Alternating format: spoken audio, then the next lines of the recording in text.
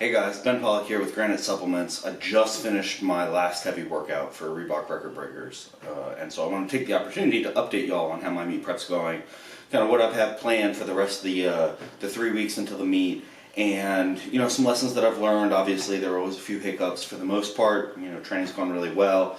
I feel really confident. It's been a relatively low stress prep, but there are always things to improve, and so hopefully kind of sharing my analysis of the past week can help you guys with your own meet preps when you're trying to figure out, okay, how am I going to do things, how am I going to make sure that I come in at my peak on meet day. So let's get into the training. So starting out with squats, I was fortunate enough to get my hands on a pair of the prototype Outlaws from Iron Rebel, like I mentioned in my last video. And so normally I wouldn't switch equipment this close to a meet, but just feeling them, I could tell they were really good wraps, really similar to the crates that I was already using. So this is my very first rep in them. This is 310, which is probably going to be my last warm-up for me. Considering I had never used the reps before, I thought that was a pretty smooth rep. So here I jump up to my work set, my planned work set, which was a reverse band single at 815. This is my planned third. It went great. Better than I expected. Really, really happy with the speed on this rep. Obviously, reverse bands, it's not the same as actually lifting the weight, but that's the whole point, right? I'm trying to keep the load pretty light so that I'm fresh and ready to go when it's actually meet day. So you can see nice pop out of the hole, real happy with that depth, very smooth rep. And then to finish my workout, I hit 750 in my old crates. This was really just to verify with myself that, hey, I do want to use these Outlaws. And you can see it's like night and day. The difference in my speed out of the hole with the black reps versus these, it's very noticeable. So this is 750, and granted, I'm already tired. It's a great rep. I think it was a little bit deeper than it needed to be, but and my knees come in just a little bit, and then it's kind of slow past the sticking point. I've never missed a squat past the sticking point, so I'm not too worried about that. The problem was that 2 days later, I had to bench, or really 36 hours later, I had to bench. And bench has gone great up till this point. I hit 197.5 kilos 2 weeks ago at RPE, 8.5, and this was 200 for a PR. My warm-ups were smooth, but I just misgrooved a little bit, and you never want to miss a rep. So I was pretty pissed about that. I called it there. I decided, hey, not my day, no use forcing it. But then I came in the next day, which I was not supposed to do, especially since I squatted Monday, squatted light on Wednesday, and then today, Thursday, I decided, hey, got to work this frustration in my system. Sometimes you just say, fuck the program. My mental health is a little bit more important. So again, this week was supposed to be pretty easy pulls up to a single at 775. Instead, I said I was going to max out from a 3-inch deficit. So kind of silly, but at the same time, it went really well.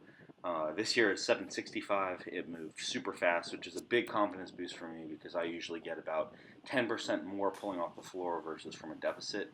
For reference, I pulled 725 using the same setup right before the U.S. Open, and then missed 740. And then at the U.S. Open, I hit 755 easy on my second attempt and then just barely missed 800. And that was after a huge weight cut, which I don't have to do this time. My weight's right around 210, 211. So for me, that's a trivial cut to 198. I mean, I'm not even going to have to try. You can see I was pretty psyched up there. And so I decided, hey, let's fucking push it. And took 800, which is a big PR off a deficit for me. So I was real happy with this.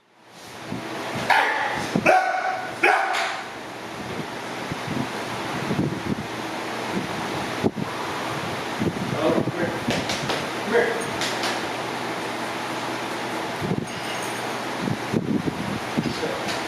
Go, man.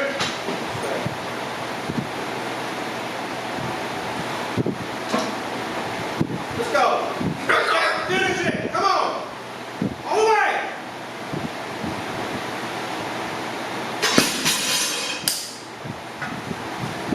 But in hindsight, I would have changed a couple things about this past week. The most important one, I would have taken an extra day after those squats, just because it was heavyweight. I didn't feel that beat up afterwards, but on Wednesday I was feeling pretty rough and forced myself to get in and try to stick to the schedule anyway. But I really should have just done light squats on Wednesday, listen to my body, give it a little bit more time to heal. Benched on Thursday, actually hit that 440 like I was supposed to. I have no doubt I'll hit 440 at the meet. I plan on doing 451, but then on Friday or Saturday, just hit my pulls as I was scheduled. It's not the smartest thing in the world to max out before meet in the gym, especially not off a deficit like that where it's not even a competition lift. But it's far enough out that I won't have any repercussions from that, so I'm not really concerned.